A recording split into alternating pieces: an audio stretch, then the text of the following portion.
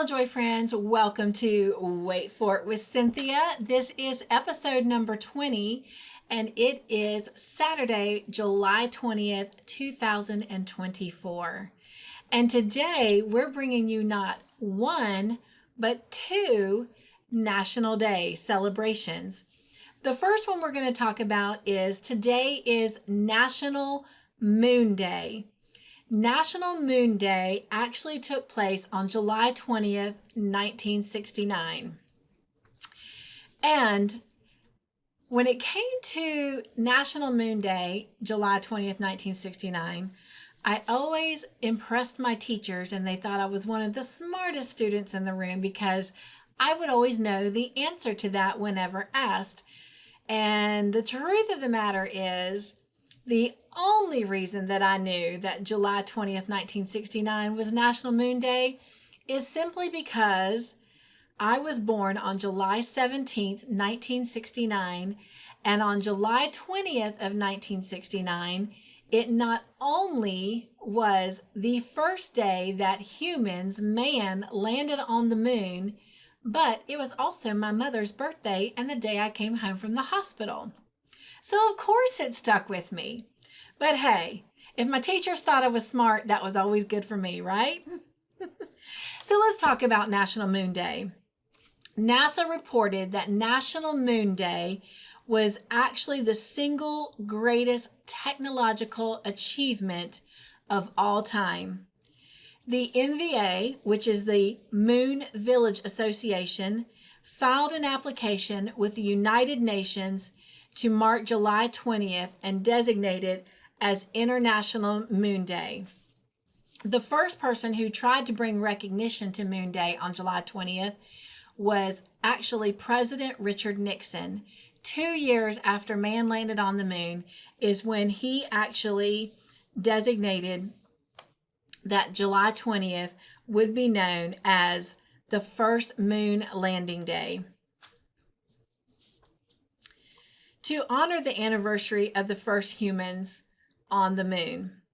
Now, let's see. The first flag to the moon was deployed by Neil Armstrong, and of course, Edwin Buzz was his nickname, Aldrin. And this year in 2024, there are 12 full moons, and each of those full moons appear one time within each month. All right, let's see. What else can I share with you about National Moon Day? Well, there are 5 countries that actually have their flag on the moon. And of course, the United States put the very first flag on the moon in 1969.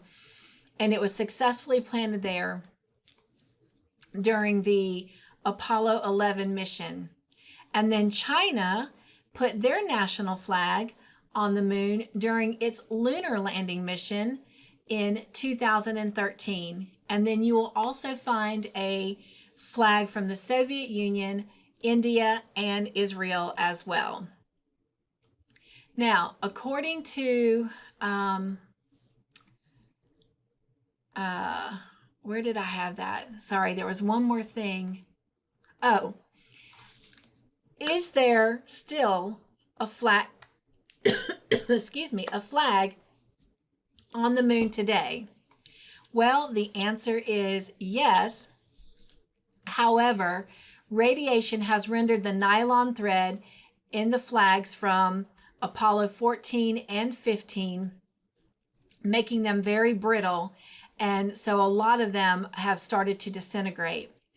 However, we do have photography that has positively confirmed that Apollo 12, 16, and 17 flags are still standing erect on the moon today. So, happy National Moon Day. Now, moving on to our second event that we are going to recognize today. Hope you're learning something. I know I have. Even though I knew that July 20th, 1969 was National Moon Day, I still have learned something because I didn't realize that we had more than the United States that had flags on the moon. So I learned something too. Today is also National Lollipop Day. That's right. Lollipop, lollipop, oh lolly, lolly, lollipop. Ba-boom, boom, boom, boom. Sweeter than candy on a stick. Yummy, yummy, yummy. So it is National Lollipop Day. Lollipops come in a variety of shapes, sizes, and flavors. And you can make traditional hard candy lollipops with just 4 simple ingredients: sugar, water, corn syrup, and whatever flavoring of your choice. Culinary historians believe that the lollipop, or at least some form of it, has been around since the prehistoric era.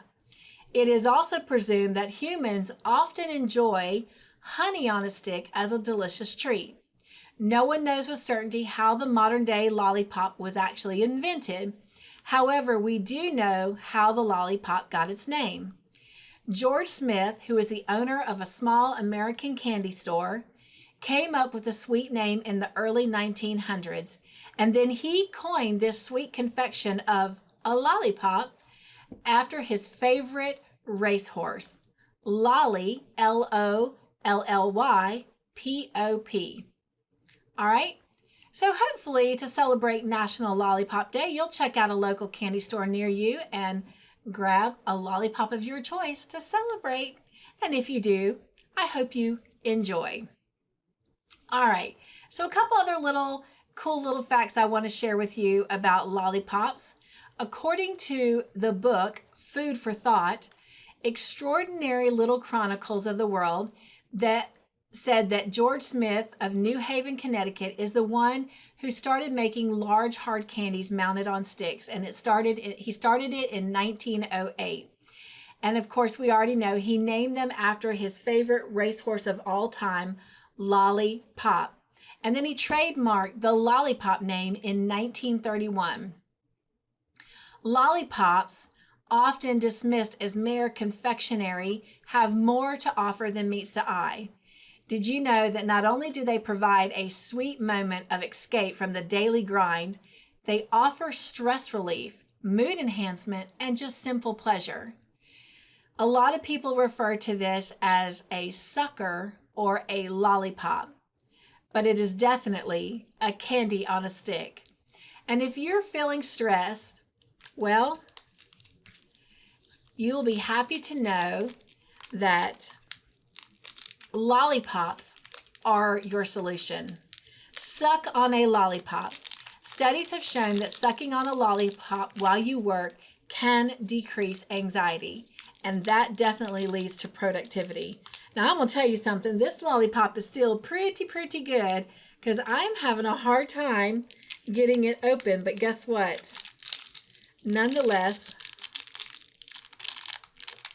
we are getting it open.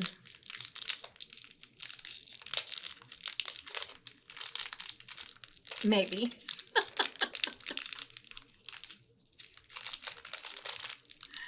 Okay. I cannot get into this lollipop. Wow. Well, when all else fails, as a crafter, you always have scissors somewhere.